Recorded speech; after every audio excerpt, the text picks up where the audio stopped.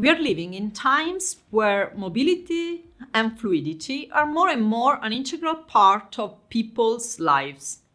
This is true for different categories of people moving for many reasons, such as migrants, international assignees, self-initiated expatriates, and students. Several data show that there has been an increasing trend in the number of international assignees and business travelers around the globe.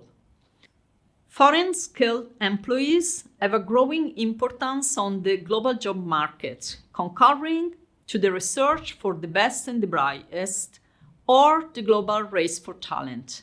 More and more companies are today embedding diversity in the workforce, calling for attention to the management of this phenomenon. Next to workers and managers' mobility, also students' international mobility increased significantly in the past few decades, with a consequent general expansion of English-taught degree programs at both the undergraduate and postgraduate levels. This generation of young international students are expecting mobile careers, and very probably they will keep moving abroad also for working reasons. The last few years have also seen a rise in migrant and asylum seekers movements. Migration flows are contributing to the changes in the demographic composition of many countries and cities. Migration and refugees movements increase the need and the importance for actual and future leaders' ability to manage diversity and to find solutions to match people's needs and wishes with the job market and society's needs. Further, corporate and public authorities leaders need to be more and more able to analyze the complexity in which their organization acts and to design and implement responsible and sustainable initiatives at business and government levels. Intercultural and global citizen skills are fundamental to perform these abilities, and educational contexts such as the universities have an important role in supporting the development of these skills. If on one hand we can observe the rise of human mobility, on the other side, increasing ethnocentric behaviors is also observable. Indeed, in recent times, while many countries have implemented good practices of integration and of multiculturalism, there has also been a visible increase of acts of intolerance and extremism towards foreigners and those perceived different from oneself. The 21st century is not immune to acts of violence, occupations, and aggressions in several parts of the world. Intolerable acts to live this world, maintaining it sustainable. This phenomenon, expression of attitudes of ethnocentrism and of closure toward the other, are observable not only in historical areas of borders and conflicts, they are notable even in the most historical multicultural cities and among the youngest generations.